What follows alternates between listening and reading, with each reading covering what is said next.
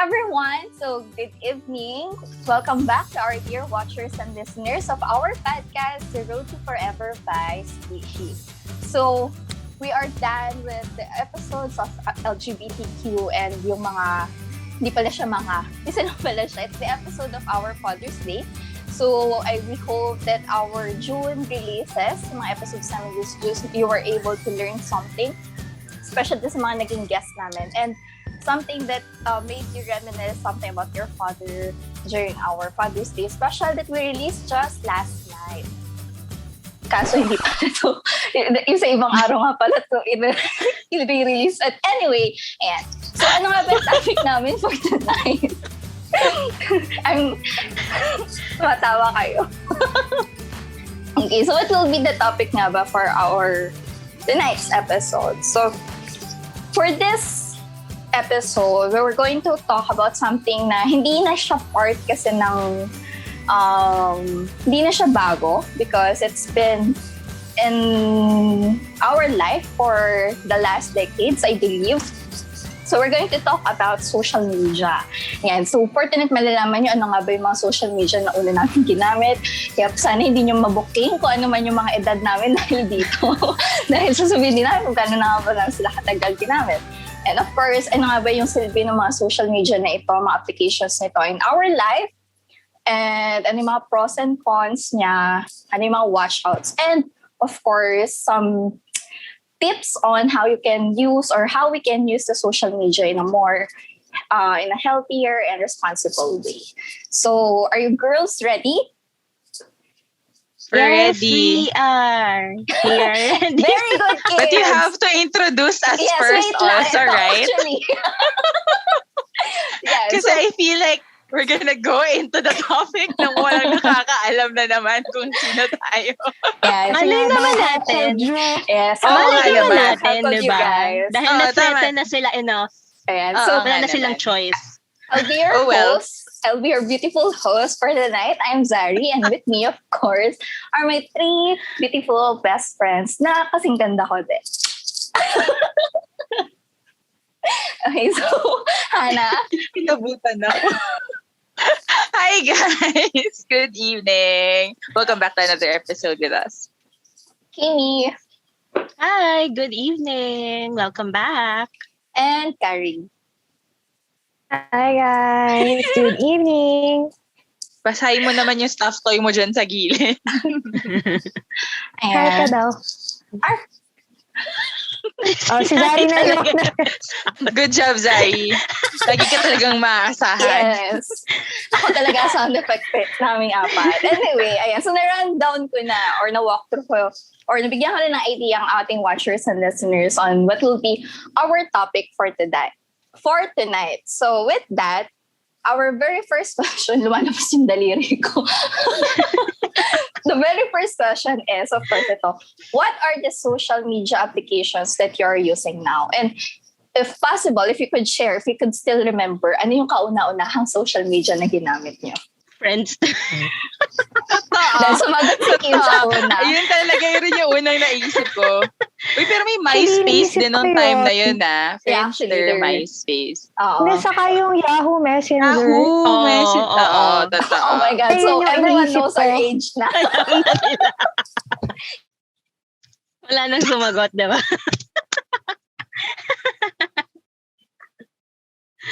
At least, sige, I volunteer.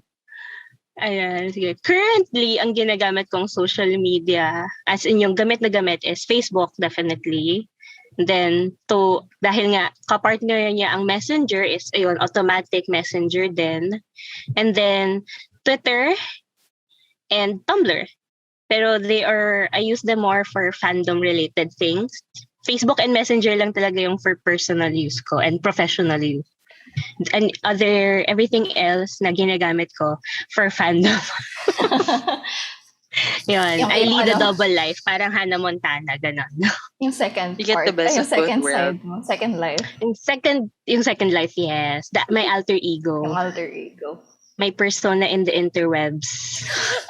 May isa pa yun eh. Hindi, naalala ko na. After ng Friendster, yung Multiply. Totoo. Oh my God, yes. Multiply. So, nag-enjoy akong alam ko yun, mas customizable yung Multiply kaysa sa Friendster na. Yung may mga themes na siya. Oo, Kasi sa oo, Friendster, Saka may very music. testimonial type lang. Oo. Mga embed ng Ayun. codes sa Friendster eh. Totoo, Oo, yun. oo. Tapos ang chat group pa nun, Yahoo Groups, Yahoo Messenger. Yahoo Messenger. Please YM. ping. Ayan, Uy, naalala sorry. nyo, nag-Yahoo chat tayo. Tayong apat. At one point, we had that webcam moment. Hindi Oo. ko na Alam ko, naaalala. meron pa. I remember we had that. Mas naaalala ko na lang sa Yahoo Messenger. Nagsisend ako ng parang mga stickers nila. Yung mga ancient version ng GIF nun. Pero may sound yun. Tapos yung, sorry, strict ang parents ko. Gumagano siya. Yun. Hilig kong isend yung mga ganon. Oh my God. Ayan po, nagkakabuking na ng edad dito.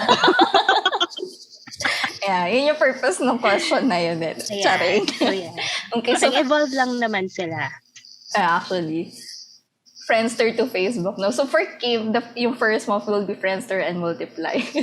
Okay. Yun. Okay, how about Hannah, Carrie?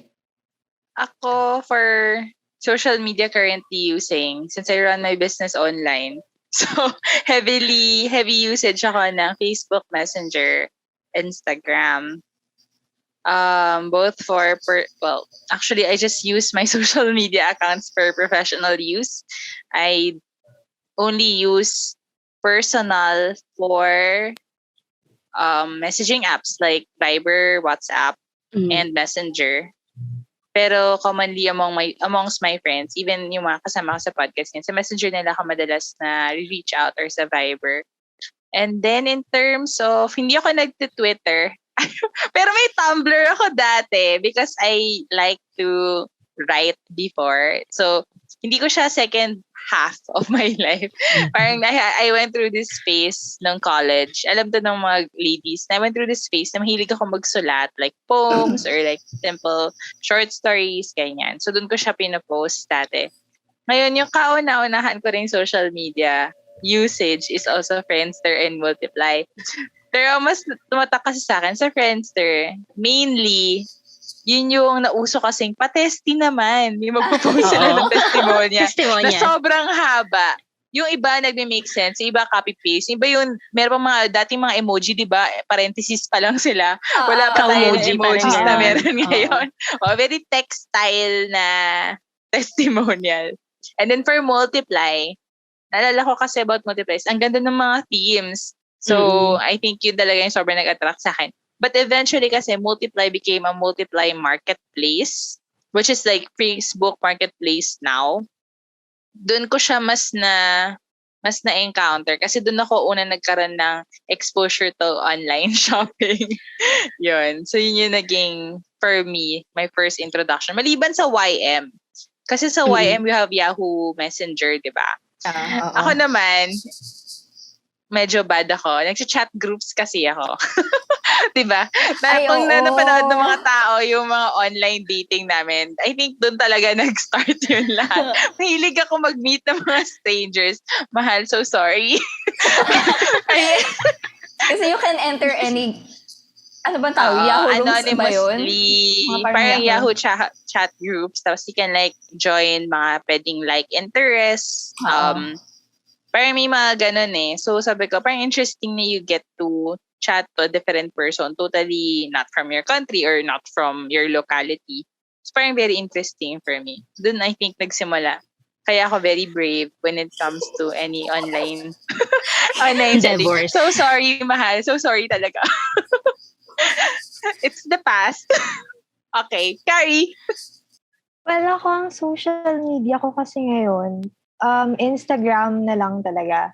Yun yung madalas ko na lang ginagamit. And then for contacting friends din, Messenger, similar. Yung Facebook ko, meron pa, pero very rare ko kasi talaga siyang binubuksan. As in, wala siya sa phone ko, wala siya sa mga devices ko. So, sobrang rare talaga. Kapag meron lang nagsabi sa akin na kailangan mo mag-Facebook kasi may ganito or ganyan, saka lang ako mag-Facebook. YouTube din, for videos. Para lang pastime, ganon, and to distress din. Saka, some of the, yung mga meditation videos, Din ko kasi siya nakukuha sa YouTube. And meron akong other apps na yung sa mga chat, such as yung mga Telegram, Discord. Pero ginamit ko lang ata siya nung board season. Hindi ko na siya ginagamit ngayon eh. Nasa phone ko lang siya. Naghahakot lang siya ng space. Yun na lang yung social media ko. Dati I had Twitter, pero dinelete ko rin siya right after college.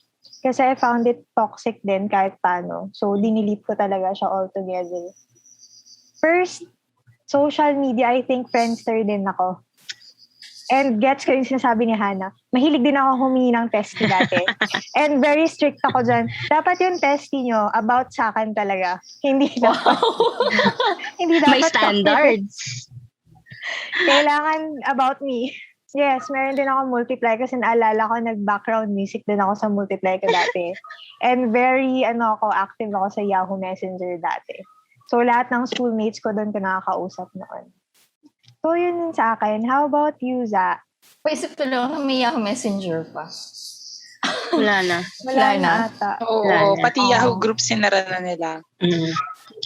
Wala nang usage. Wala nang gumagamit. And anyway, for me, current social media according sa iPhone, sa phone ko, doon sa naka-folder, Messenger, and then Viber, tapos Twitter, Instagram. O, ayan na si Manong mag-ice cream. Pa-ice cream ka na. Social, ayun, Instagram, Twitter, Facebook, hindi ko na rin siya masyado naggamit. Actually, I deactivated my Facebook before. Kaya lang due to work, dahil nga sa HR, yung mga recruitment na ganyan, I had to go back sa paggamit ng Facebook.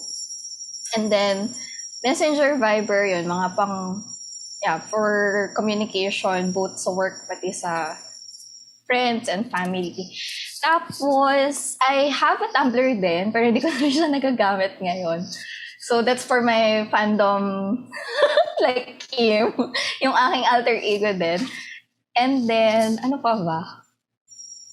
I think I still have a live journal. Tapos may vlogger din. Right. Oh, I also had Live that. journal. May live journal ako. May DeviantArt pa nga ako dati. Ay, ako din. Pero hindi ko na Hindi siya ako nagkaroon ginagamit. ng DeviantArt. Ay, akala mo naman artist ako, di ba? Pero nakikiview lang ako ng art ng iba. Kasi ang gaganda ng mga art doon. But anyway, I think nagkaroon ako ng face na talagang nagbukas ako ng account sa lahat ng vlogging sites. So, meron ako sa WordPress, meron ako sa Blogger, meron din ako, nabanggit ko na, live journal, pati Tumblr. Pero binura ko na yung iba kasi ang hirap na mag-maintain. True. Ayun. Baka di mo na maalala password. Hindi na din. Hindi ko na sila maalala. Tapos, very first ko din na social media, of course, same, kasi pare-pareho naman tayo na magkakaasing edad. Siyempre, Friendster din, di ba? Friendster, Multiply. Multiply, naalala ko yung Multiply ko. Diba sabi nga ni Hannah, ang daming teams noon. Gumawa ko talaga ng isang folder na lahat ng code ng mga gusto kong teams naka-save para kapag nag-iba yung mood ko, ibahin ko din yung mood ng Multiply ko. So, yun. Meron pa ba? Gumawa din ako ng MySpace before kasi na-curious lang. Ako din. MySpace. Ang reason ko lang sa MySpace kasi kilala niya yung gumanap na Peter Pan before. Si Jeremy Sumter. Yeah. Yun, yeah. May MySpace siya, so gumawa lang para follow siya. So, ginamit mo pang stock, basically. Pang stock. Ayun, Friendster, yun, mga pang stock din. May AOL din dati pala. Sorry, naalala ko parang chat group din. Parang Yahoo Messenger din pero hindi ko siya nagamit. Ayun, mostly yun yung mga naging, oh my God, ang hilig ko sa social media. Mahilig ka mag-try na anything new. Which actually leads to my second question. Kasi na-mention natin a while ago, ano yung use ng mga social media, diba? It's for communicating, for business, and then for fun. Yung mga alter ego natin na hindi natin sinasabi sa iba. Yan, diba? So, do you think right now, and diba, how long do you think yung nako-consume na paggamit ng social media ninyo like for a whole day na lang. Sabihin na lang natin na sa isang buong araw, ilang oras yung masasabi mong nagagamit mo yung time na yun just for using social media. Alam mo, funnily enough, yung phones natin, na may measure niya yung Yeah. social media Meron na silang usage. ganun ngayon Which is na you can check sa settings nyo, ganon. But ako personally, since, eto funny I operate online, di ba? And heavily user ako ng Instagram and Facebook. Heavily user, quote unquote. But my usage is just 1 hour per day. Max na siguro 3 hours. And to think I do spend the business in social media. Weird siguro siya kasi I guess dahil I don't use the Facebook app or the Instagram app. Okay. There's something which you call Facebook Business Suite, which is accessible for entrepreneurs who's operating their businesses on Facebook and Instagram. So which is where I spend more time on that space. Which is hindi siya siguro recorded. Kapag doon sa area din yun, kasi kapag kami, nakikipag-usap ako with clients on social media, we take it out of the social media also Parang we do it in Viber or we have a call. So parang yung time spent ko, hindi rin ganun katagal. I spend more time on Google Sheets and Google Slides and Canva kasi that's where I design my cakes and that's also where all my computations for costings are. So, yun. Pero dati, there was a time na sobrang tagal kong nag-social media na I felt toxic. Yun yung, pero I don't know kasi kung gaano ko kalakas Parang hindi naman ako nagsi 6 hours na nakababad lang sa newsfeed. I don't do that before, even if nung college pa tayo. So, I guess yun na yung current usage ko. 1 hour, max 3 hours. Pag 3 hours, sabihin, naghahanap ako ng kliyente nun. So, alam nyo na. Ang daming sinichika. So, purely talaga for business yung use mo ng social media. Oo. Hindi, it's not a way for me to keep in contact with people. Kasi if I do that via Messenger. And usually I have group chats for each group of friends I have. So, also, I text and I call people up. I mean, you guys know this. I call you up pag feel ko kayong tawagan. So, aking choice. So, tawagan ko kayo. Ganon. Yun, how about you guys? Kimi, ikaw, how long do you use your social media? I would say 5 to 6, pero hindi yung tuloy-tuloy. Parang after work, pag gusto kong, kasi di ba nabanggit ko na yun na ang distressor ko is any activity that doesn't require me to think. So yun na yung activity ko that doesn't require me to think. Kasi I just scroll mindlessly. Na ganon. As maya-maya may inis na lang ako sa mababasa ko sa Twitter. So aalis na ako doon. Gagawa na ulit ako ng trabaho. Baliktad naman. Ganon. So pero cumulatively, at least within a day, I'd say, 5 to 6 hours. I'm not sure kung ang pinaka-time sink activity ko kasi is reading fanfiction. Not necessarily socializing or not necessarily using the social media to socialize, but rather to find things to do or to read. Yun yung usually time sink ko na mamamalayan ko na lang isang oras na pala akong nagbabasa. Pero yung activity ko is basa. Hindi exactly na makikipag-usap sa tao or anything like that. But I'd say 5 to 6 hours within a day. More Carrie, as a what about you? distressor. More on as a distressor. Okay. Oo. Not exactly to connect to people. I don't care about people. Joke. So we are not Just people. kidding. You're not people. You're my best friend. Yay! We're a different category altogether. Yeah. What kind of subspecies are we? Carrie. Out of squishies. Ayan. Ako, siguro mga 4 to, max ko siguro, nagsi-7 din ako paminsan. Pero usual ko is 4. Pero same ako kay Kim more on reading ako. Yun yung sinispend time ko. Kasi usually na-open ko lang naman yung messenger ko kapag may nagme-message sa akin. Instagram ko kapag nagdi-distress din lang, kapag may tinitingnan lang, ganun. Or kapag nagsisend lang ako ng mga kung ano-ano kay Zari, ganun. Panonood kay Nico Ganun Bolsi lang, ko, gano'n. pero mostly, mga scribed ako eh. Mga Scribed. nagbabasa, mga Medscape, ganun. Okay. Social media Tapos, ba yun? yun nga, kaya hindi ko I'm siya not sure. masabing Parang social hindi kasi media. parang siyang hosting site ng mga files na pwede mong i-share.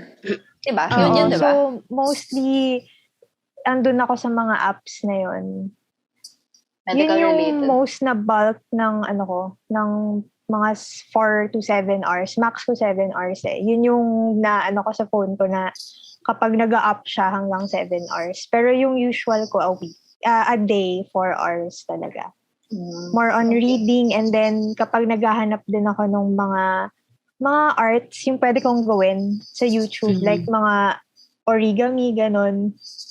Or yung may susundan lang akong something. Or kapag sobrang stressed ako, meditation videos. Minsan kasi 10 minutes ako sa isang video eh. So, yun.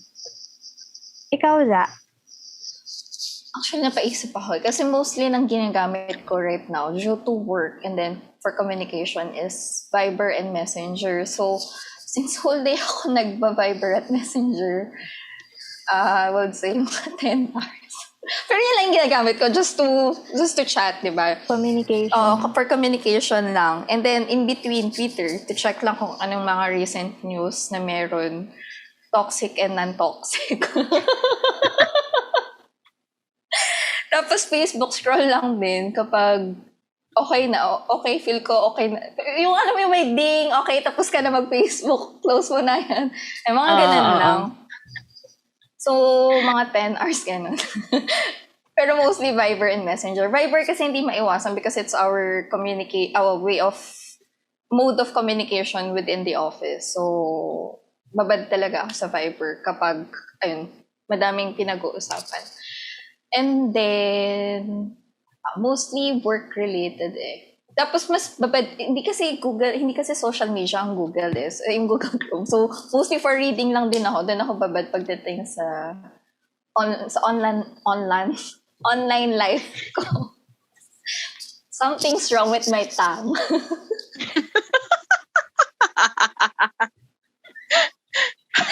Ayaw niya makisama tonight. I'm not gonna touch on that.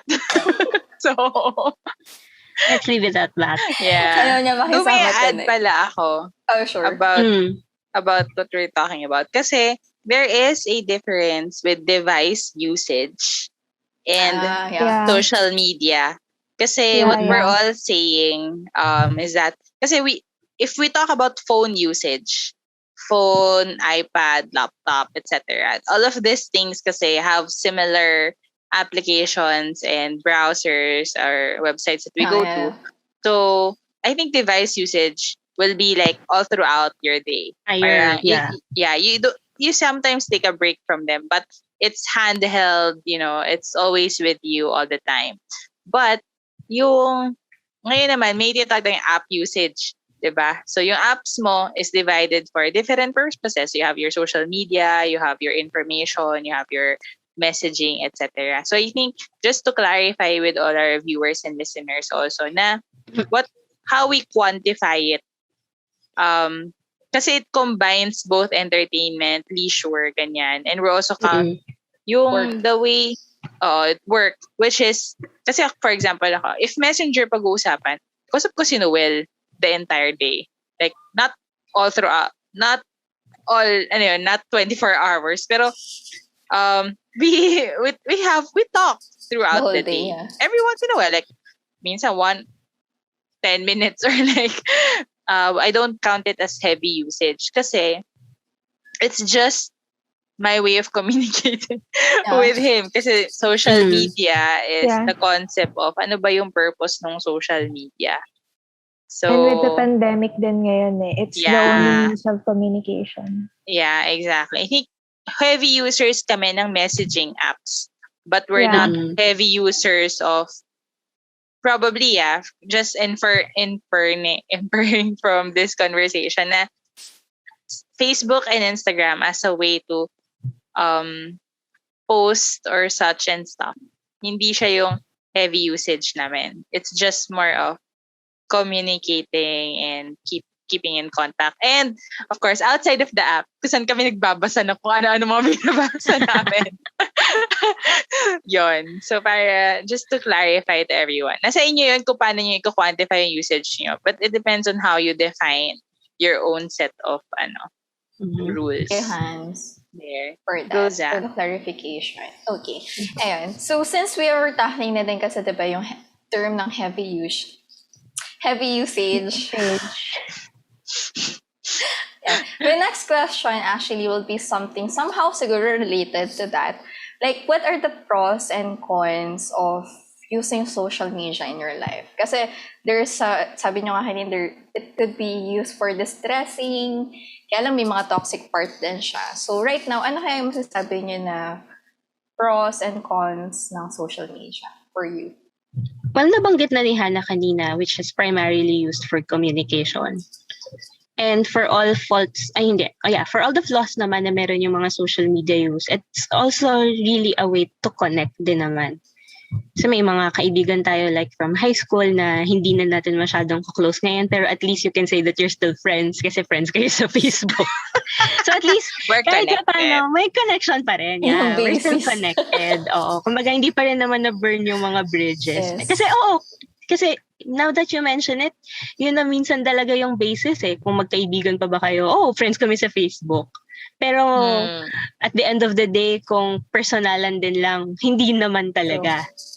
Pero ayun, just like nung recent experience ko, yung kaklase ko, yung friend ko nung grade 6, through Messenger, bumati sa akin.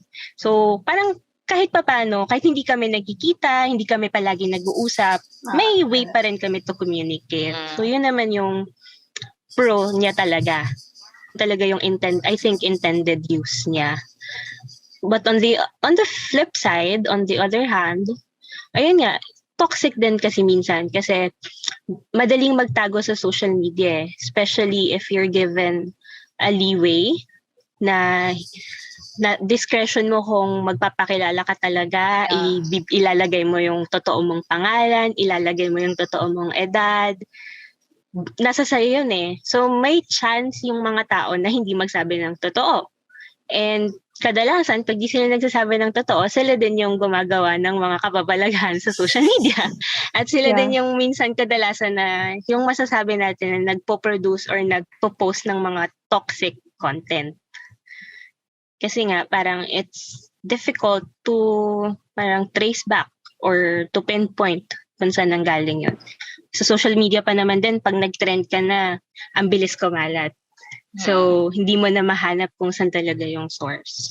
Yeah. So, I guess, and ayun, with the recent times, yung fake news, yun, connected to that, yung fake news, yung rise ng magalit lang yung isang tao, ang dami nang makikibot in, kahit hindi naman talaga nila alam kung ano yung nangyari. Tapos, ayun nga, may paniniwalaan na hindi naman totoo.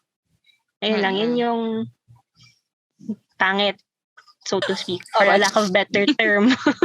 Pangit sa nangyayari. Disadvantage sa nangyayari. What about you? Carrie? Siguro sa pros, yun din sa akin more on communication kasi. Especially ngayon na hindi mo lahat talaga nakaka-encounter personally.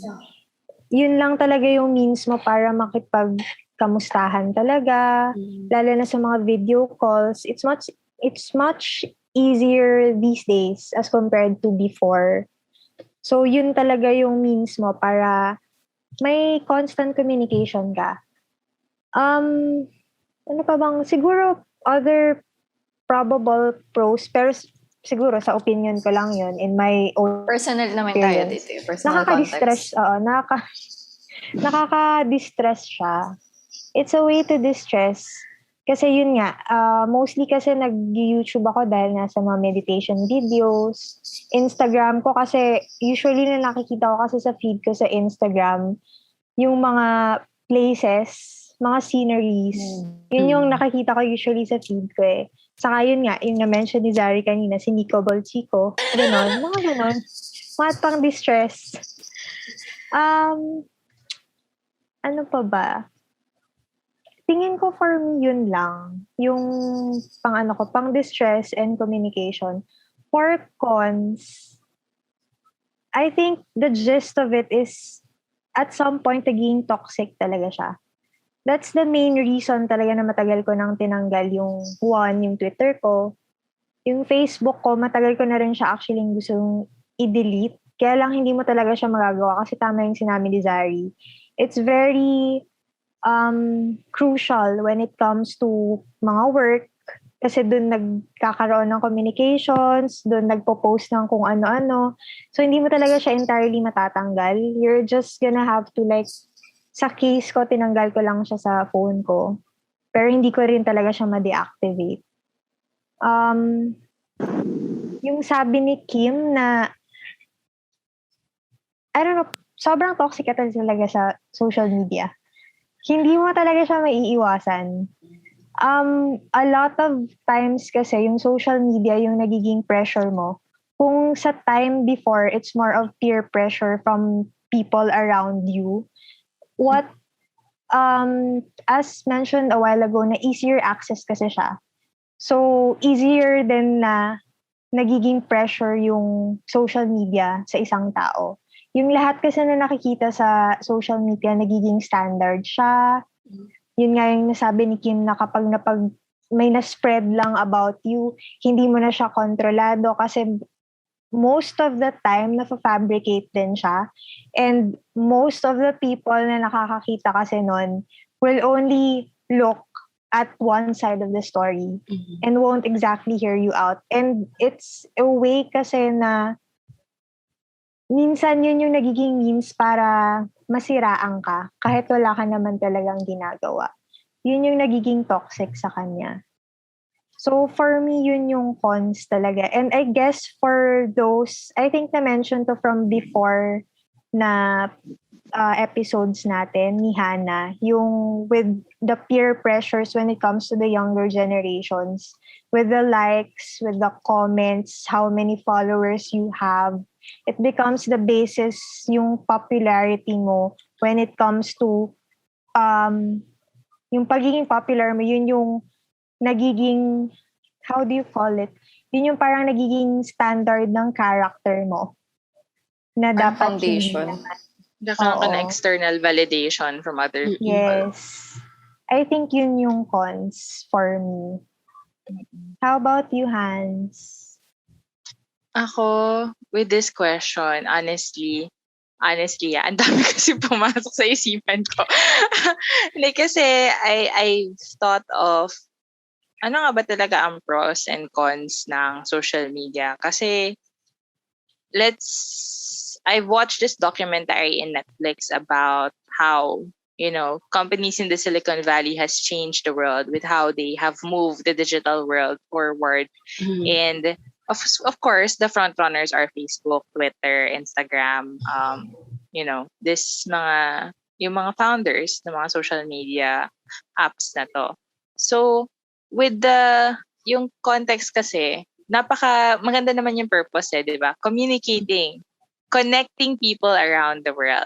Yes. So, parang, also, I think, iba kasi, siguro ako kasi I use it professionally in terms of business-wise, and I also use it for personal. I'll start with professional, career-wise or business.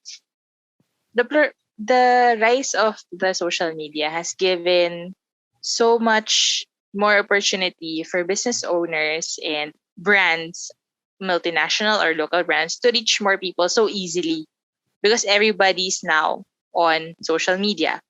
So, ang bilis ng reach, mas mabilis din sabi niya, tama kayo, na mag-spread ng information and message to your direct target market. Meaning, kung etong age group lang na to ang kailangan mong kausapin, you can easily divided versus if ipalabas mo yung marketing ad mo sa billboard or sa TV and hope to God na sana yung target market mo yung makakita. Mapanood. Oo, or Yeah. mapanood o mapansin man lang. Kahit sa radyo, di ba? Those are the traditional way of companies to reach out their target. So the digital space has opened so much possibilities for these companies and brands to reach more people. At the same time, it has also given us a bigger platform personally, even for activists or advocates to also have a bigger reach to support causes that matters to everyone. Na hindi nilimit na kapag flyers ka lang o matin ka ng seminar, ganyan. Parang mas lumaki yung mundo natin. Kasi mas marami na nga tayong information. Yes. That also comes with ang laki ng knowledge, the vast knowledge that we get from social media, which is also hand in hand with internet and such. Pero sabi nyo nga, it also gives us more avenues and sources that we have to filter through. Kasi nga, fake news and such stuff, like yung mga fake, basta mga, misleading stuff na that could influence our decision. So yun yung parang, syempre, it paints now social media in a bad light. So that's it for like company-wise. Like, tama naman kayo kapag may nasabi nga na mali about a certain company, like nangyari recently with one of our biggest local food chain, di ba? Na ang bilis talagang kumalat na balita. Personally naman, I think it's great na we can communicate with each other. We stay connected. Totoo rin naman na, when you do Facebook, pag hindi kayo Facebook friends, parang hindi kayo friends sa totoong buhay. Parang you get it na parang, hindi tayo friends sa Facebook. Bakit? Parang tagal-tagal na natin magkakilala, etc. So parang ito ka naman, na-pressure ka naman, i-add siya sa Facebook. And to think, hindi ka naman talaga lagi sa Facebook. So parang na-pressure ka sa kanya na, okay, i-add na kita, pero hindi ko masyadong ginagamit. Ganon. So, also, naging maganda siyang avenue. Let's talk to K-pop fans all around the world. Come on, guys. Yes. Diba? Ang dami-dami yung fandom, groups, pages na can-create. Diba? Okay, not just K-pop, celebrities, Hollywood, Bollywood, etc. Anime, diba? Parang ang laki nung tinulong niya to connect people talaga. Though, on the other part of it, ang ganda kasi nung promise. Ang ganda nung how it could help more people to put forward the people. However, it comes with a sense of yung mga tao kasi ginagamit ang social media to share about their private lives. And sometimes it becomes too much about their private lives na hindi ka naman interesado kung anong kinakain nila every hour of every day, di ba? Hindi ka rin naman depende kasi yun eh. Feel nila baka interesado yung mga tao or that's how they update other people with what's going on with their lives kasi they cannot see them on a day-to-day basis. So, that also comes with a price. Di ba? Na yung mga tipong tao na ino-open yung private lives nila now gives them, the people, the power to make comments. Yes, to make comments na, bakit ganyan ka mabuhay? Bakit ganyan ka? Alam mo yun, why do you purchase those stuff? Parang marami na masasabi. The second one is, ito naging problem natin siya. Ang dami na ring ads from McDonald's before and Jollibee or kung ano man na we have forgotten the importance of person-to-person connection. Kasi the social media has replaced what we used to love doing, the face-to-face interaction. Kasi parang ang dali na lang one click, connected na kayo.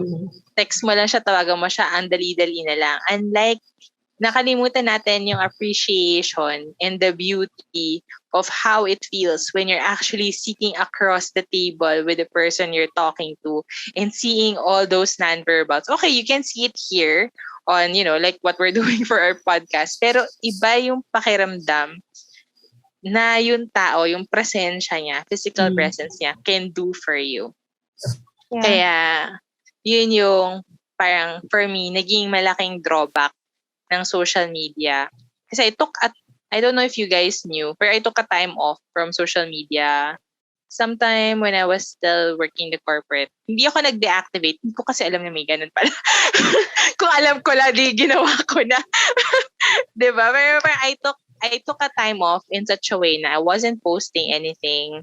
I wasn't really communicating to a lot of people except for key people in my life, which is through Messenger or text. You guys know that. And dumating ako sa point na yung mga tao inakala na wala na ako. Kasi ang tahimik ko, hindi ako nagsi-social media. So parang sabi nila, boy ka pa ba? Existing ka pa ba? Ganyan. Kasi hindi ka nagsi-social media. So parang yun yung, ayun nga, tama si Carrie saying na naging validation siya of your existence to prove na you have left your mark in the world kasi now your existence is evaluated based on your presence in the online space. Yun. So yun I think yung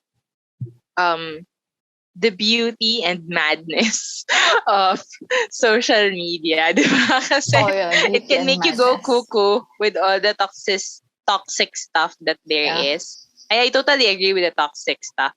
And that's the reason na hindi ako nagbabasa ng newsfeed. Kaya wala akong pakialam sa mga newsfeed na Instagram and Facebook. Unless kung tungkol kayo sa pagkain. Kasi, I get connected with a lot of business. Yeah, a lot of business people also from the food industry through Instagram. So, alam nyo yan kasi nagiging recipient kayo ng mga gusto kong Instagram shop. So, magpapadala na lang ako sa inyo. Try nyo to. Ganyan. Alam nyo naman yan. So, mga recipients kayo there. How about you, Zari? Okay, for me, pros and cons, no?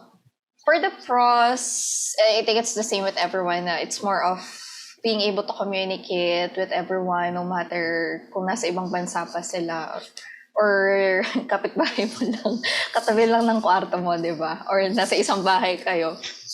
And then another pros. Kumain ka na, baba ka na.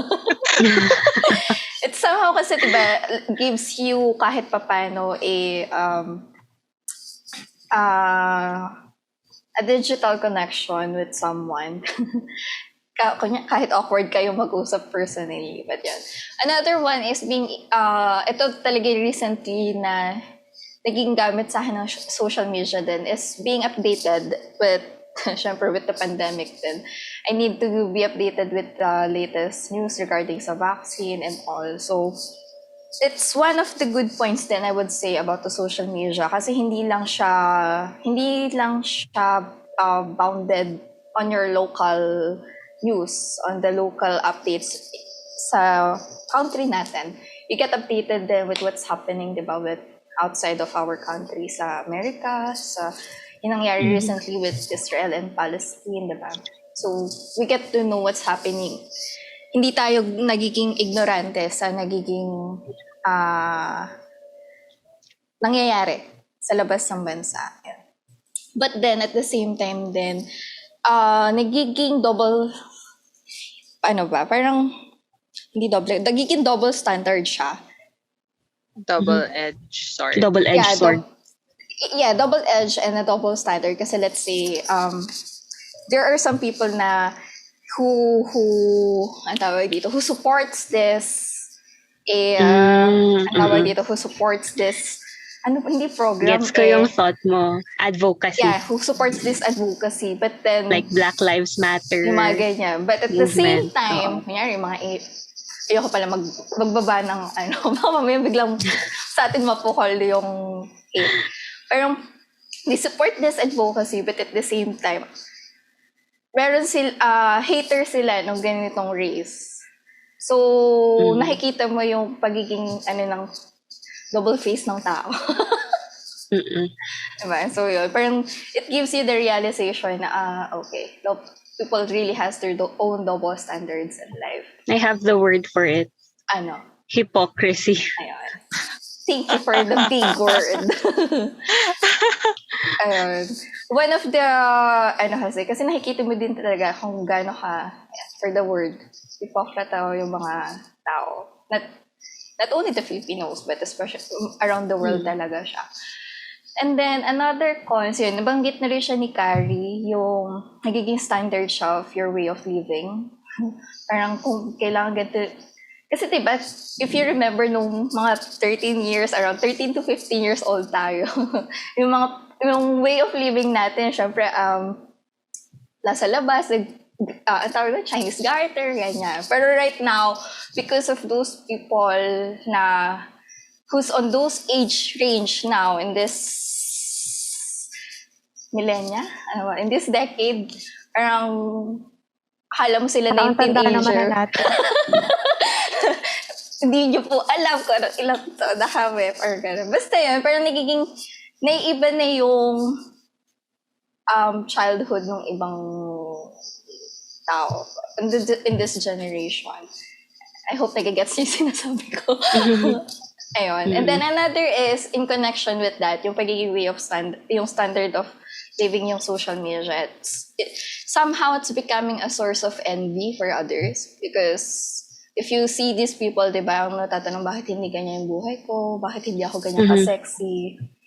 Hindi ganyan. Bakit wala akong ganyang mansyon? Di ba? Mga ganun. So, that's one of the most highlighted cons sa akin siguro. Yung nagiging source of envy siya for some. I would just like to add, parang realization lang na sa sobrang pinalawak ng social media, yung mundo ng mga tao, pinakitid niya yung pag-uutak at pag-iisip. I don't know, wala lang, na-realize ko lang. Kasi Parang mas pinaliit niya yung mundo kasi yun yung naging mundo talaga ng karamihan. Although, I mean it in a way na parang, ang dami mong nare-reach na lugar or ang dami mong nakukuhang information. But at the same time, parang nalilimit ka din doon. Kasi kung ano na lang yung nakita mo, i-accept mo na eh. Kung ano na lang yung nabasa mo, yun eh, kahit hindi mo pa talaga na ano. So parang in a way na, ang dami mo ngang alam, pero hindi mo naman talaga completely alam. Pero pinaniniwalaan mo na. So, yeah. Kasi you view the world still within your own personal view. Yes. So, it feels like you have the world in your pocket easily. Diba? But, it's just one view. Unfortunately, that's only your view kung sino ka man. Diba? Kasi sino man sila. And That's one thing true. about that kasi, diba, if this is your view and you see na a lot of people is backing up this view, na pare-pareho kayo, parang you get this sense na, tama yung ano ko, tama yung opinion ko, yung priority ko. Kasi I have same minds who thinks the same as me. Na nababaliwala na yung perspective ng other people. More often than not, hindi sila nagiging open-minded with other things. Saka tama yung sinabi ni Hannah with regards to yung sa social media talaga. People forget the beauty of the personal interactions. Kasi kung mapapansin, simula ng social media, more often than not, kapag magkakasama, nasa phone pa rin or device yung tao eh. True. Instead of actually interacting with the other person. So yun yung nawawala talaga. And another irony I found is that so much na ginagamit natin siya for communication, it also sometimes become the root of miscommunication. Yes. Kasi syempre hindi mo, kagaya na, to spring board from Hannah's topic or rather yung opinion niya kanina is pag face-to-face kasi, may nuances ka ng tone, liban sa facial expression, sa non-verbal cues, body language. Pagdating kasi sa messaging app, hindi lang siya yung typical speech pattern kapag nag-text, iisipin mo something's wrong na. Pero hindi naman talaga. So parang magkamali lang, gumamit lang ng all caps, sa pagtawag, akalain mo galit na. Parang gano'n, may mga ganong nuances na hindi mo talaga, kumbaga, makukuha or hindi mo marirealize unless face-to-face mong kausap yung isang tao. So, ayun, wala lang. Ang ironic. Ironic niya. Ginagamit mo to communicate pero nagkakaroon pa rin ng miscommunication. Yeah. We put so much value on the messaging apps. I'm guilty of this, Siyempre, ako din naman, parang, hindi mo, totoo kasi na, you don't see how the person delivered it. na you are now understanding it based on how you would How possibly be saying it, how you or at perceive least it. ano yung magiging perception mo about it, which totoo yun, it leads to of a lot of miscommunications and mga unnecessary na negative emotions, unfortunately. Actually, naalala ko tuloy yung meme na nabasa ko before. Or parang image or picture na parang sinabi na sometime in the future, kapag may naka-discover ng mga phone natin na puro emoji yun, oh, this is how they communicated in the past. What does this mean? Ano tayo yung naging caveman of their future? Hieroglyphics pala yung emojis ngayon, no? Parang ganun. In the far future. Yun na yung way of communicating. And for the next question, actually, I think medyo nasagot na siya because it's what are the watch outs in using social media. So, he mostly answered na like fake news, diba? It becomes a source of miscommunication, nagiging source of becoming popular in a good and bad way in the online world. Ang question ko na lang siguro on this one is, have you ever experienced it personally? Na kayo naka-experience, like kayo yung naging ng fake news, nagkaroon ng any security risk on your life siguro? Oh, I've been scammed. I've been scammed on social media. Alam to ni Noel. I was livid. It was the first time that ever happened to me. It was the start of the pandemic yun. I guess I've proven na even of all the tough talk that I do, I'm still naive still a part of me is very naive. Kaya buti na lang talaga mas mature si Noel sa akin in that area. Kasi wala, I guess I'm still a sheltered child na to an extent. No matter how much bravado I've tried to do, still a certain part of me is very very vulnerable when it comes to those kind of stuff. I've also experienced that my accounts have been hacked. My Spotify, Facebook, Yahoo have been hacked. I had to check, buti na lang my sisters in the IT industry, they had to check if there was any personal information that was leaked out. This started happening when I started my business. So, kasi I operate online. I don't know. I didn't get an opportunity to trace it. I did know which country it started from, where the hacker was, but I didn't get to actually, catch the culprit.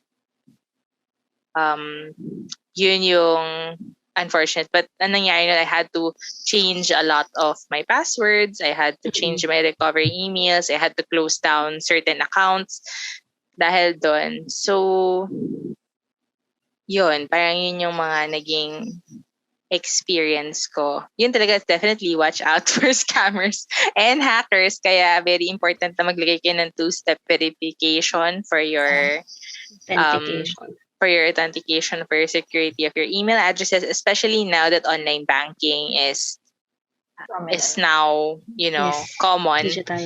Digital and online banking. So, sabi nga ng isang I was watching, sorry, ang weird na to. I'm watching pickpocket videos. Wala po akong gustong maging kriminal. Just to be clear. But I was just watching.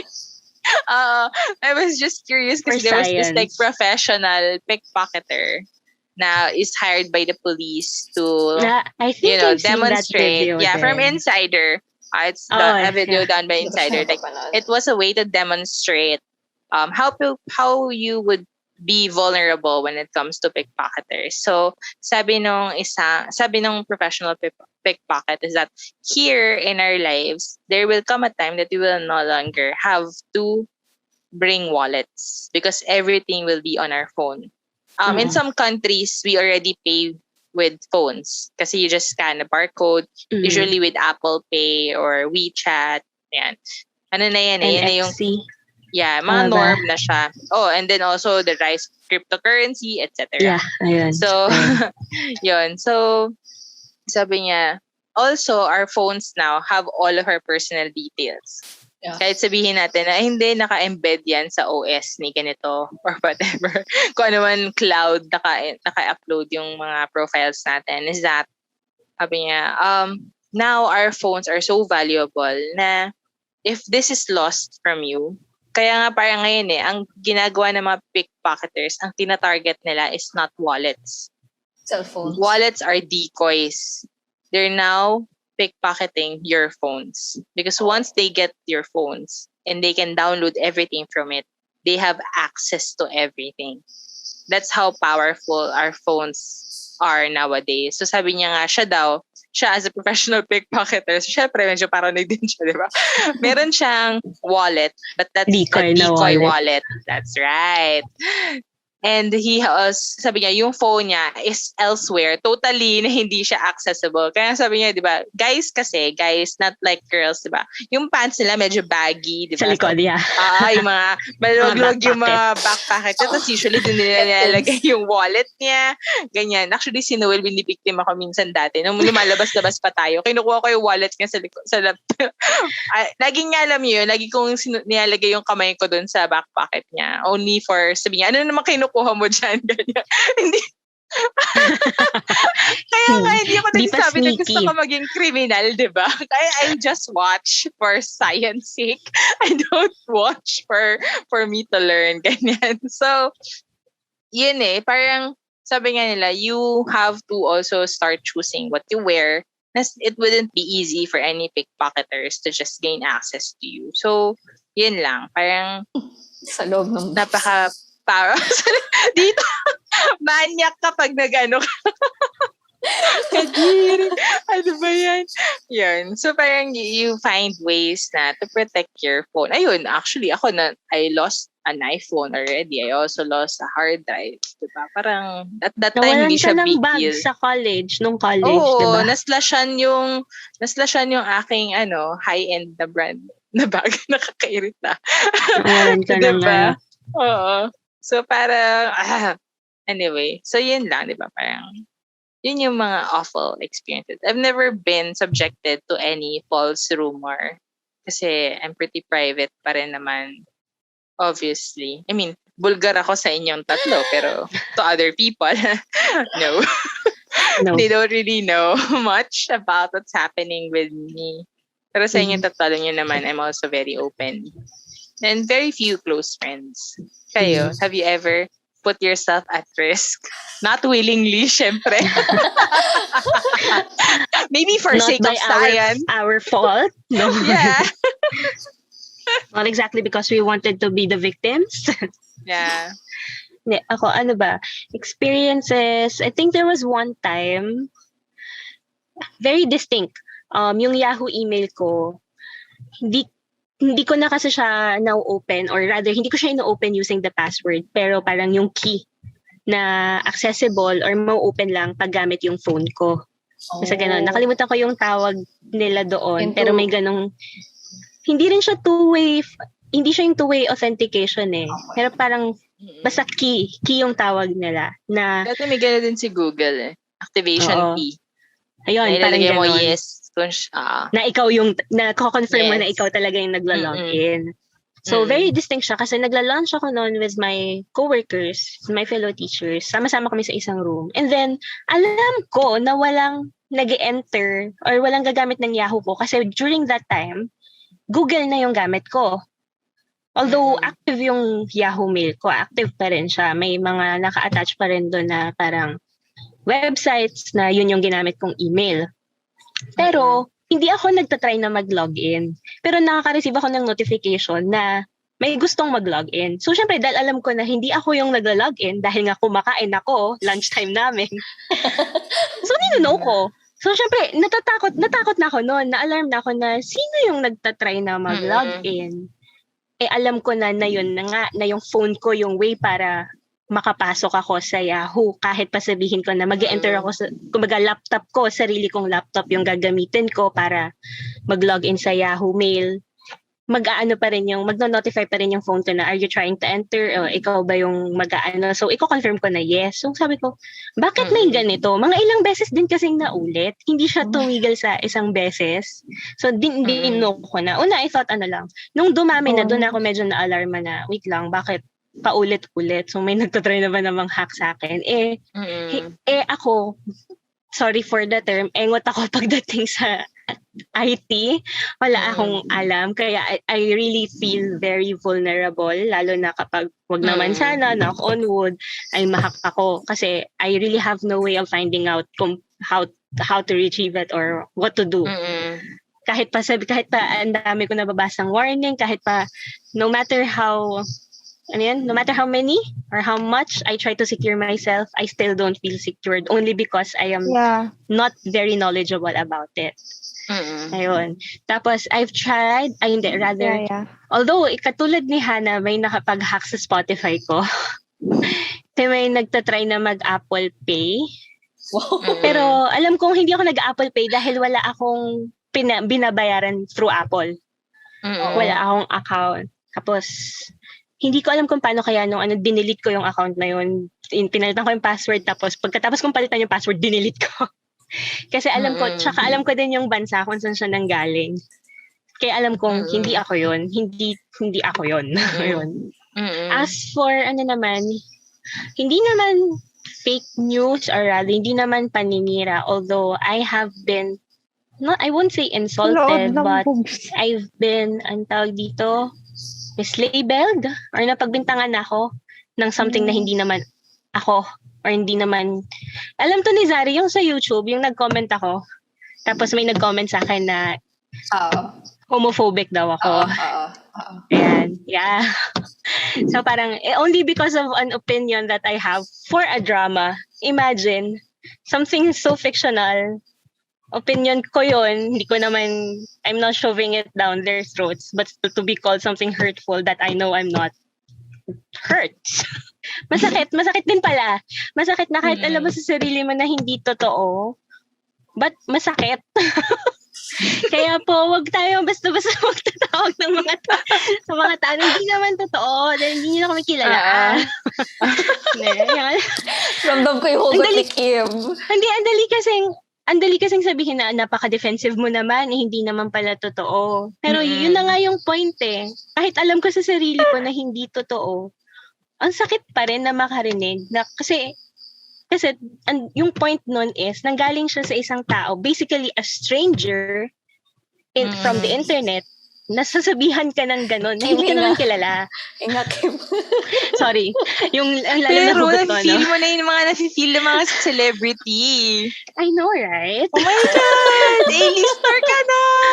Oh my God! My God. Oo nga. Oh my God. Ibang-iba ka na talaga. Kaya nung nagkaroon tayo ng LGBTQ plus episode, kaya ang tanong ko talaga is, how are we gonna be better allies? Kasi, napaano din ako nun na kahit alam ko hindi naman totoo, I have no ill feelings, I have no negative feelings towards their community. Parang, teka lang, homophobic ba talaga ako? parang napag-ganon din ako. Kaya, ayun. Anyway, move on na, Kim. Naman totoo. Totoo yan. Wait, if I add ko lang, recently lang tong kwentong to. Syempre, I run my business online, di ba? So, I get comments. I get all sorts of comments. Positive, negative, ganyan. So, alam naman natin na may mga tao nang tatroll. Nang titrip-trip lang talaga. Kaso syempre, may mga taong binabayaran para maging troll. Good for you guys. Good for you. Kasi bayad kayo. Pero kung nasisikmura nyo yung mga sinasabi nyo, okay, good for you. May mga tao naman na talagang, I guess, pinanganak na silang troll. Or talagang pinalaki sila sa ganong environment na gusto nilang ipang-troll na ibang tao. So recently, syempre, I had this past week has been very busy for the business kasi with the past fully booked dates, ganyan. So I still have something. Okay, mga clients ko. Yes, ako minsan sumasagot sa inyo, but I also have an assistant who answers to you. But there are times na pag ako nakakakita, medyo wala lang. Syempre ako yung naapektuhan. So meron akong client, sabi niya, nag-inquire kasi siya about a certain product, ganyan. Tapos sabi niya, ha? Gumano siya sa price. Nung nakita niya na yung price, sabi niya, tubong pang mayaman naman po kayo. Alam niyo po bang hindi kayo yaman sa ginagawa niyo? Tapos parang morning ko siya nakita. Tapos sabi ko, ang daming pumasok sa isipan ko, ang dami ko nang gustong sabihin. Sabi ko sa assistant ko, sabi ko sa kanya, starting today until the weekend, you are in charge of all answering my inquiries. I will not open any of my social media to look into them. And sabi niya, okay, noted po, Miss Hannah. Tapos sabi ko, also, I just saw a very rude client who just messaged us on the page, ganyan. Tapos sabi niya, tapos ang ginawa ng assistant ko, bibo talaga, inimbestigahan niya yung tao. Wow. Sabi niya, nakita nga daw niya, inimbestigahan niya, sabi niya, bata pa yan, ganyan, nang totrol lang yan, ganyan. Kahit kinuwento ko pa kay Noel, sabi niya, tinotrol ka lang yan, huwag mong patulan, ganyan. Mainit ang ulo ko kasi busy-busy na ako, tapos mang-totrol ka pa. Sabi ko din sa assistant ko, alam mo, minsan talaga, okay naman magkaroon ng opinion. Pero, yung opinion mo sana, isipin mo kung nakakasakit ka rin ng ibang tao. Kaso nga din, syempre, hindi naman lahat ng tao have that kind of understanding. Hindi talaga pantay-pantay ginawa ni Lord ng tao eh. So, at saka hindi rin po dahil psychology graduates kami, which is you've already know from our first episode. Ibig sabihin po nun, meron kaming malaking capacity to understand. Hindi po yun totoo. Gusto ko lang po basagin yung imahinasyon na yun na just because we are supposed to be more understanding of other people's behaviors doesn't mean we have limitless patience and understanding. So, it's just that let's be kind and respectful to other people. Let's not assume that we can joke around with other people the same way we would joke around with our friends. Kasi iba-iba po tayong mga tao. So, kung wala po kayong magandang sabihin at gusto nyo na pong makasakit at makabigay ng or gusto mo na magbigay ng punto, okay lang na magbigay ng punto. Pero please, ayusin nyo po yung paggamit nyo ng mga pananalita nyo. Okay? Kasi we're also very polite people and we're very respectful. I think it's only fair na tratuhin nyo rin yung ibang mga tao na nakakasalamuhan nyo with the same respect. Ayun. Kung nakikinig po kayo ng podcast namin, sana po matamaan kayo. Tumata sa langit ang tamaan magkabukol. Kasi hindi kita masagot kasi bilang owner, I cannot. Pero bilang tao, nasagutin talaga kita. Palaban po talaga ako in real life. Medyo may pagka-introvert ako. Pero pag sinukdulan mo talaga ako, ayoko na. Para na ako si Kim. Masyado ako maraming hugot. Pagod lang ako. Gusto, baka naman nag-isip kayo, naway ko yung nag-comment sa akin na I handled it very maturely. I disengaged the moment that they said that word. It's like, you've said hurtful things. I will not engage with you anymore. Have a nice day. Done. Mic drop. Yeah. On my case, I push it all to my assistant. Good job, assistant. Thank you so much. Sana all my assistant. I love you. Yes, my assistant always gets the brunt of things. But kaya nga siya nandyan. Grabe. Best customer service always, regardless if negative or positive yung nangyari. Diba? How about Carrie? Carrie, ikaw ba? Meron kang ganong experience? Not necessarily tinroll kang ganon.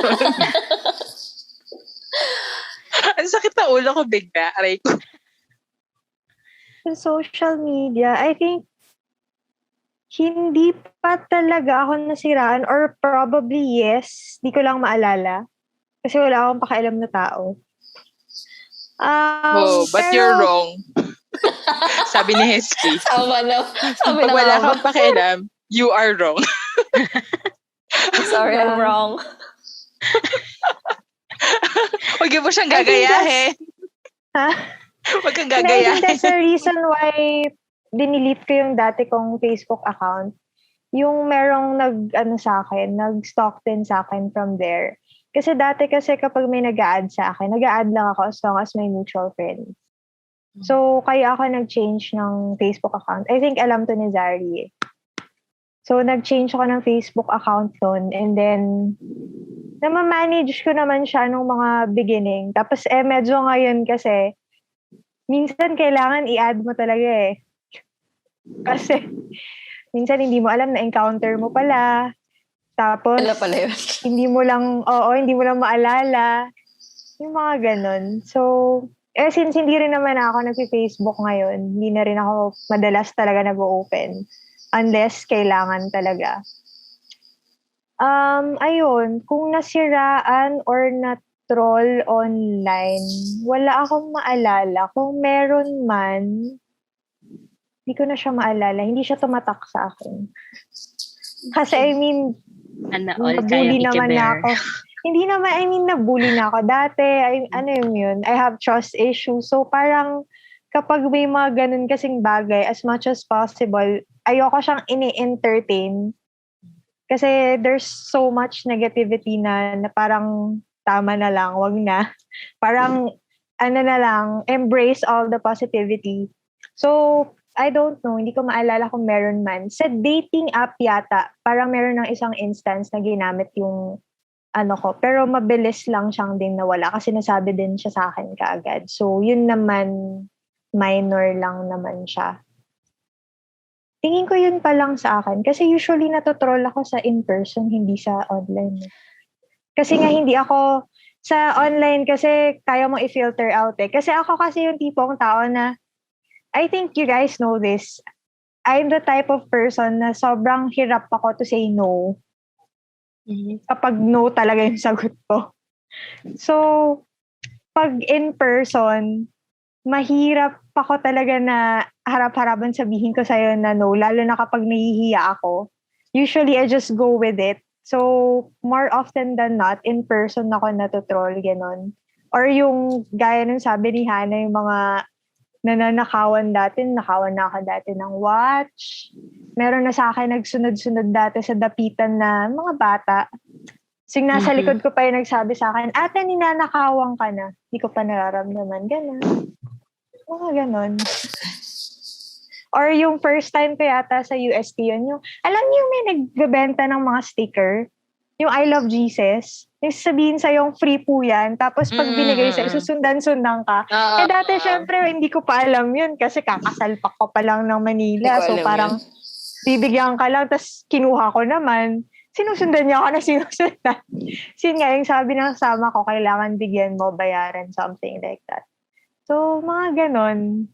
Pero online, wala akong maalala. Kasi, I think, newsfeed lang talaga enough na toxic na siya. Kaya, hindi talaga ako masyado nakiki-interact with people. Unless kapag close ko talaga. So, sa mga nagme-message sa akin sa Messenger, hindi po ako snob. Hindi lang talaga ako nakiki-interact. Very few people lang ini-interact ko talaga. Pusi-pusi kari. Yeah. Minsan kasi wala na talaga akong energy to Ayun. Ikaw, Za? Ako so far, personally, fortunately, wala pa. Or baka meron pero hindi ko lang alam na may nang tutroll na sa akin. Ikaw kasi yun ang tutroll. Oy, grabe, baka maniwala sila. Hindi. Decente po akong tao sa online. Alam niyo si Sa Zari, personal life lang po siya ng tutroll. Yes. Hindi, saka stalker lang talaga yan. Yes. Yun lang po ang ano sa FBI po. Mas delikado po siya in real life. Uy! Pamaniwala sila. Pero be aware na lang din po. Hindi, pero Just in case. just in case. Pero so far, I think wala pa. Ang naging experience ko, hindi siya sa sarili kong account. Sa account siya nung sa company namin. Yung sa company ko ngayon. Kasi kami yung right na nag-handle ng Facebook page. So, one time, na-open ko siya. Syempre, akala ko kliyente. Di, entertain ko naman si kuya. Tapos, ano yun regarding sa parang nag-o-offer kami ng accounting services yun. Isa kasi services namin, accounting services. So, dun siya nagtanong regarding dun sa services na yun. Tapos, sabi ko, ano ba yung kailangan mo, ganyan, para mabigyan ka talaga namin para magkaroon tayo ng further discussion, kung ano yung talagang need mo. Ang tanong ni Kuya, kailangan ko po ba magbayad dyan? Sabi ko, oh my God. Hindi ko na alam kung siseryosohin ko pa ba siya. Sige, baka nga kliyente talaga to. And di, pinush ko pa further na, yes, because it's a service. We have a set of parang range ng fee for different types of services. Sabi niya, ganun po. Tapos sinabi ko na yun sa mga ka-team ko. Tapos sabi, ay nako, huwag mo nang pansinin, nantotroll na lang yan. So hindi ko na lang nga siya pinansin. Tapos doon ko lang na-realize na dapat pala check ko nila yung profile page niya. Tapos, hindi pa pala siya graduate. So troll nga talaga si Kuya. Kung sino ka man, Sana graduate ka na. sana makagraduate ka ng ayos. At ma-realize mo kung gaano ka hirap magtrabaho at maghanap ng kliyente. Dahil sa mga ginagawa mo. Manatili ka sa Krusty Krab. Charot. Yan na yung mga Di ba works at na-stock na ni Krusty Krab. Zari? Hindi, ayun. Wala. So far, wala. On my case, wala pa naman. Sa dami ng account ko, thank God, wala pa. Wala pa so far. Ayan. So, to my next question. Actually, parang nagkaroon na rin kayo ng medyo na-touch nyo na itong question na to regarding sa tulad ni Kim, yung wag niyo pong, kung wala kayong gustong sabihin na maganda, wag na lang kayong So, just a brief, parang if you agree or not na lang. And then just a brief, siguro 1 to 2 sentences kung gano'n ka. Ang pa-feel mo naman, makikita ko, di ba? Limited na. And then, parang, Maraming comma. Minimum number of words. And then, Zari, 20 words per sentence. Uy, ang hirap nun ano na lang, if you agree on this statement, tapos brief reason na lang. If why or why not. So, the statement is, think before you click. So, I'll have Hannah first to go dito. Kasi si Kim, medyo naramdaman ko na yung niya kanina So, pagpapahingahin ko muna si Kim. Alam mo muna ako. Mainit din yung ulo ko dun sa troll. Joke lang. Kuya, mag-ipon-ipon ka muna. Tsaka mag-aral ka ng marami, ha? Bago atupagin naman kung ano sa social media. Think before you click. Ako kasi, I would say it applies to me. Kasi hindi naman, I post with intention. Only because I've matured enough na I know what are the repercussions of my actions. So, yung ibang tao kasi, they need more life experiences probably, and they might need more wrong paths to take para maramdaman nila how it is to be at the brunt of the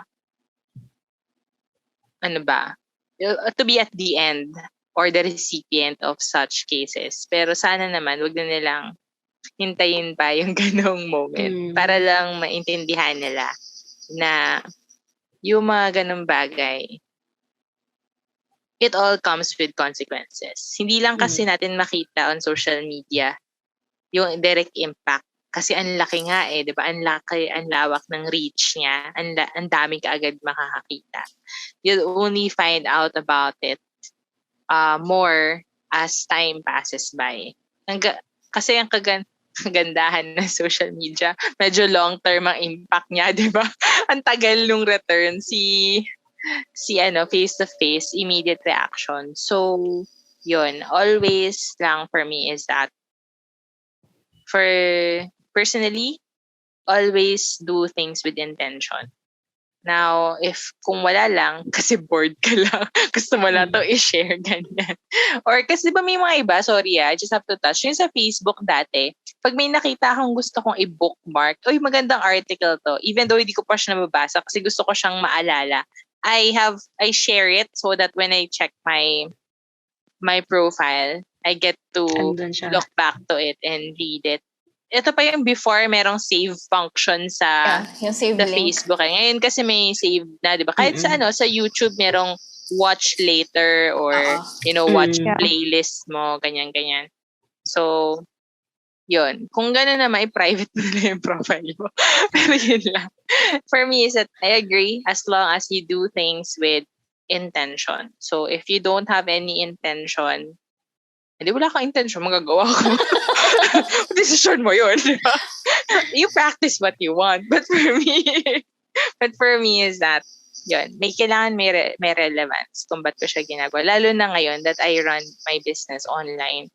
Everything has to be in good intention. Kasi I'm not carrying only my name. I'm carrying my business name. And whatever I do and exhibit in my own personal profiles will be reflected to my business. So I have a bigger responsibility and obligation to do to be more careful on how I paint myself in the social media space. Yan. Uy, hindi ibig sabihin pag-controlled ka, fake ka, ha? Hindi yun.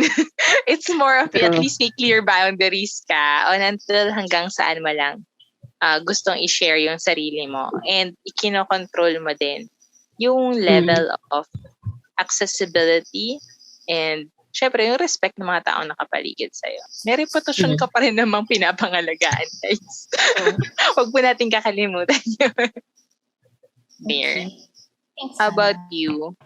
Si Carrie kasi si Kim nagda-relax pa eh. So syempre si Carrie din na, di ba? Naniniwala din naman ako dun. Think before you click talaga. Kasi, nasabi na ni Hana yung word eh. It's your responsibility din eh. Kasi what you post, people will see it. And gaya nga nang na-mention kanina, more often than not, kung ano yung kasi yung pinopost mo, kung ano yung nakikita ng tao, minsan, kadalasan, hindi na talaga yan nire-research ng tao. So, pinapaniwalaan na nila yan. So, you have to think kung totoo ba yung sinasabi mo, na alam mong wala kang inaapakang ibang tao, wala kang sinasaktang ibang tao, wala kang, alam mo yun, wala kang nandadamay na ibang tao. Kasi ako din naman, ma-post din ako dati sa Facebook eh. Pero more often yung mga pinopost ko either sayaw, about sa family ko, mga cute na aso, mga ganun.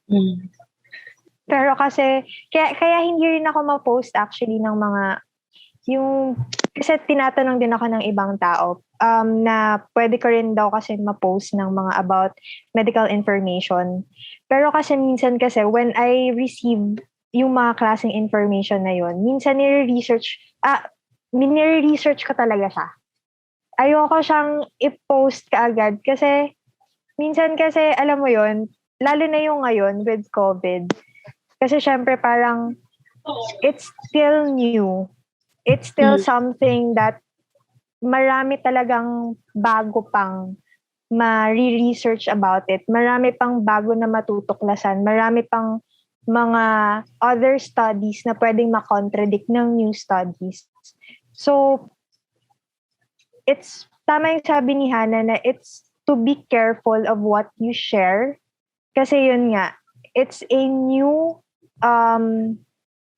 topic at hand na hindi basta-basta because it's a life and death.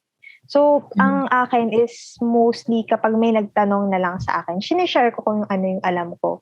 Pero hindi ko siya sinishare talaga agad kasi gusto ko muna malaman kung ano nga yung totoo and if it's really backed up talaga with studies kasi hindi nga siya basta-basta.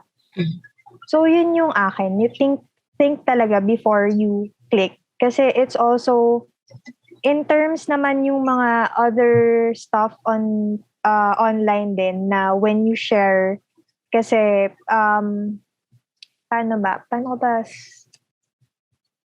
when it's parang in person, it's more of think before you speak, lalo na kapag galit ka. Kasi syempre, kapag nasa height ka rin ng emotions mo, ayaw mo naman makasabi ng mga salita na hindi mo naman talaga minimean. Tapos nasabi mo siya because you're really angry about it. Parang ganun din yung think before you click. Kasi ano na ngayon yung mga screenshots Resibo. Alam mo yun? Kasi di ba nga yung mga na-mention nga ni Hannah sa ni Kim kanina, yung with regards to sharing so much about your personal life, na minsan may isip mo, ay wait, ayoko palang i-share to. Tapos i-delete mo siya. Pero kasi the thing is, paano kung na-screenshot na din siya or na-share na din siya? So, yun lang din. You really have to think before you click. Kasi it's the social media and it's, yun nga, as mentioned a while ago, it's a easier access for a lot of things, for judgments, misunderstandings, miscommunications. So, ayun. Kalma na. O, Kim, kalmado ka na ba? Kalmado na ba ka? Ang hinhin mo bigla. Paunahin muna natin si Zari. Zari, ikaw Kalma na. na. Oo, kasi baka Okay. Kim needs more time. Kalma na ako. Pwede naman na. Kaya na. Ako na, ayan. Ako na, talagang inanong sa'yo. Ako na. Biglang hindi na naman kalmado. And anyway, ayan, nabanggit na rin naman ni Hannah and ni Carrie yung points. Well, basically, I do agree na you have to think before you click. Again, I agree with Hannah's point na ano ba yung intention mo? Ano ba yung purpose mo for posting or saying such things? And same with Carrie. Ngayon. On the other hand naman, kasi para lang to add din naman, think before you click in a sense na for your security din. Kasi uso yung magpapadala ng link tayo. Kiklik mo na lang basta. Hindi mo na pinag-isipan kung legit ba yung link na yon o legit ba yung mapupuntahan mo. Which is usually kasi nowadays, exactly, scam pala, ano pala, virus pala, malware, yung ganyan. Kaya, kumbaga, kasi kung hindi mo i-analyze, kung hindi mo titingnang mabuti, kung hindi mo babasahin mabuti, magkiklik ka na lang basta kasi nanggaling sa taong kakilala mo. So, parang yung premium din ng tiwala actually na nilalagay mo porket lang binigay sa'yo, direct message sa'yo. Minsan kasi talagang sadyang hindi na lang talaga na pag-iisipan din na wait lang, pag pinindot ko ba ito, saan ako makakarating, saan ako makakapunta, na hindi mo namamalayan, mas nagiging vulnerable ka na pala. So parang I would like to add lang or make it broader in that sense na aside from yun nga, looking out or watching out for whatever you say or whatever you post kasi it can easily be spread na kahit try mo mang bawiin, too late na kasi hindi na lang ikaw yung may kopya. Meron ng kopya yung ibang tao and more often than not, it's taken out of context. So, mahirap na. So yeah, another side of the coin rather siguro or another part of it is that, security reasons then to think before you click. So, for me siguro since nabanggit na most of the points nung yung sa think before you click, which is, I really agree talaga yung sa think before you click. So, yung na lang answer ko will be in relation siguro with Kim, what she shared is the possibility kasi of identity theft. Na-realize ko lang siya kanina because pag may na-click ka lang na link dyan or may na-share ka something online, it could be a good source kasi of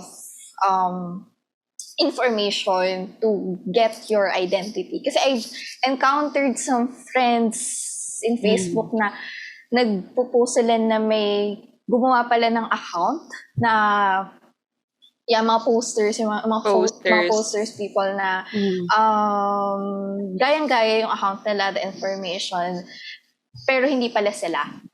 So, you have to be aware of the informations you are giving online. So, yun nga, think before you click talaga. And so intentions and the responsibilities that you have over social media. So to wrap up this, before we wrap up this episode for tonight, kasi somehow naman the advices that people could get from this episode is, I believe the pick up naman na siya on each questions and answers that we have shared sa kanina, diba? But any last advice that you have for our watchers and listeners, how they can use the social media in a healthier and more responsible way? Meron akong naging realization from this conversation na na-realize ko lang kasi we have very different standards on how we Yeah. treat people online and offline, which is very, parang hindi ko siya maintindihan bakit. And though kasi I also understand naman to an extent that we have an online persona that some people have na, this is something I want to project to other people, which is different from my daily life, which could be also a sense of escape of your daily grind. Kaya you represent yourself in such a way.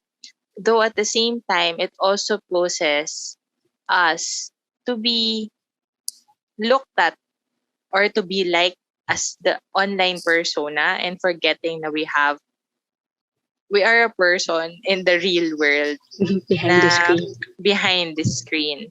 Kaya din siguro we're having those concerns na yung mga validation about likes and comments, yung mga hearts, ganyan. Kasi we're upholding our online persona much higher than our own person. So, ako lang, I guess, is that ito kasi I've always, sige, then since may experience ako with online dating, di ba? I've always strived na to present myself to be the same person I am offline and online. Kasi important for me to be consistent in all platforms. Not because of business or anything, but because as a person, I don't want to hear any person commenting na, alam ba yan, ano ka, fake poser ka, iba ka palang klaseng tao kapag na-meet ka na nila, ganyan. So, for me, kasi sa akin yun, parang masakit yun marinig na iba ang nire-represent ko to other people. Kasi I want to be liked or in love for who I am. So, I hope people would practice more to merge together or at least embrace both their offline and online persona, because each of that is part of who you are, and it's best if you will be liked and loved by people for who you truly are and not just one part of you, kasi mahihirapan ka to create genuine connections which would give you lifetime partners, like what I have here with my friends or what I have with my boyfriends. Parang you need that as a foundation, which is diba Zari has been mentioning it all throughout, na parang you need that to have stronger relationship foundation, kasi that is what will count most at the end of the day. So I hope yun, it's just to embrace everything as who you are and to please be kind to everyone. I guess I saw this quote na it's not too much of a high price to give first anyone kindness. 'Di ba? It's not too much of a high price. Bakit kaya ang hirap para sa ibang tao na magsalita ng magaganda? I guess din, lalo na kapag na-expose ka sa environment na wala ka narinig ng isang magandang salita. Pero why not choose to be different? Right? Yeah. So, minsan nakakalimutan lang natin. Hindi tayo pinipwersa ng sitwasyon. may choice tayo to be different. So, yan. That's my take. Okay guys, listeners, watchers. Makinig kayo. Kasi ang Ayan. podcast na to sa social media din lumalabas. So alam nyo na. True. Enhance. Kim, Carrie. Hindi. Ako naman, ano ba? Hindi, springboard ko muna. To springboard from Hannah naman, na alala ko lang yung quote na parang, tama naman din yun na, hold on, sorry. Nawala yung train of thought ko. Okay, ayan. Tama naman din yun na, yeah, we do have an online persona na mas better. No, mas better as compared to who we are really personally. Kasi sino ba naman namang tao yung ayaw mag best foot forward, 'di ba? Syempre para maka-attract ka din ng mga tao, you have to show your best, but it doesn't have to mean na gagawa ka ng someone ng persona na hindi talaga ikaw. Although I'm not saying na it's a bad thing. Kumaga, it's not exactly a bad thing. It still basically boils down on your intention. Naalala ko lang yung parang nabasa ko rin lang sa Twitter na parang it's sad to sabi niya, this is a little away or digressing from the topic, pero parang ang basically the gist is sad na yung self natin na angry, yung resentful, na parang di ba sinasabi nila pag nagalit ka sa isang tao, ang sinasabi ng mga tao, lumalabas yung totoo mong kulay. Na parang ang sad na doon nila sa moment na doon kapag nagkaganon ka na, doon nila sinasabi na yun yung totoong kulay mo. Kung kailan ka galit, kung kailan ka masama. Kaya din siguro napupersa yung mga tao na magpakita lang ng mga magagandang bagay sa social media. Kasi again, face value, yun yung unang makikita. Kaya parang yun yung danger nun. Kasi sa sobrang ganda ng pinakita mo, hindi ka na genuine sa ibang tao, na pag hindi na maganda yung nakikita nila sa'yo na ganito ka pala sa personal, iisipin nila na fake ka na, kahit hindi naman talaga. So yun, parang yun lang, a cautionary tale, so to speak. Ayan. So, but although my main advice is to curate your space in a way na hindi mawawala ang pagiging toxic ng ibang tao na kapaligid sa'yo. Pero kasi it's still your choice how you will respond to that. And syempre, hindi ka makakita ng toxic na mga bagay kung hindi mo rin siya hahanapin. Kung alam mo na toxic yung isang bagay na yan, andyan yung block button. You can always choose not to see it. Your life would be more peaceful that way. So parang minsan din kasi na i-stress mo yung sarili mo, nakita ko na naman to, nabasa ko na naman to. Pero ikaw na yung naapektuhan. Ano mong pakialam nung nag-post na yon? Basta siya nag-post lang siya. Kahit pa kasi gaano ka kagalit or kahit gaano ka annoyed na ganito yung pinagsasasabi ng ganitong tao, ganito yung pinag-share niya, hindi ka maapektuhan kung hindi mo nakikita. Out of sight, out of mind, basically. Kaya also, that's part of being responsible of your own social media space. Kasi hindi mo na at the rate that social media is reaching everywhere right now, hindi mo na talaga may iwasan na may mga bagay, hindi na mawawala yung mga bagay na negative, hindi na mawawala yung mga bagay na toxic. Nasa sayo na kung hahayaan mong pumasok sila sa space. Kaya yun, to summarize it all, curate your space. Thank you.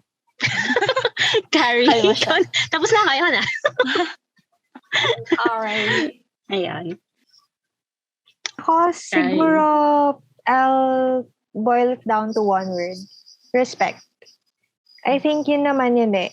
Whether personally or social media man yan, you have to respect the other person. So, in a sense na, don't judge too easily. Don't only be close-minded na ipupush mo na kung ano man yung belief mo or kung ano man yung views mo, yun lang yung only view na tama. Because you have to also be open-minded kasi a lot of things are changing din eh. And minsan kasi yung alam natin, hindi naman yun exactly yung tama. So, respect. And tama yung sinabi ni Kim eh. With regards kasi to social media, you can always filter out.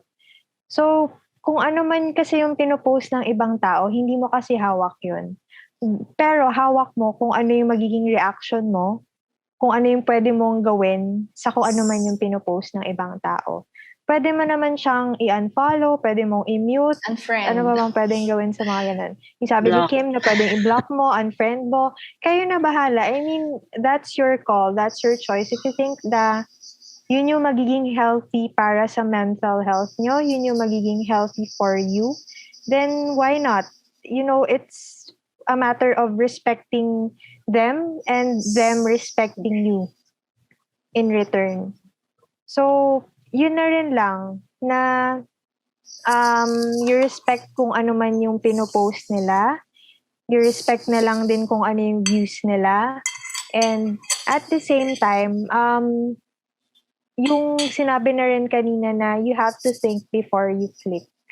Kasi yun din lang yung kaya mong makontrol. Kasi you can't stress on things na hindi mo kayang kontrolin talaga. Kasi the more you stress on it, tama yung point ni Kim, ikaw lang din talaga yung masistress in life. Hindi naman sila.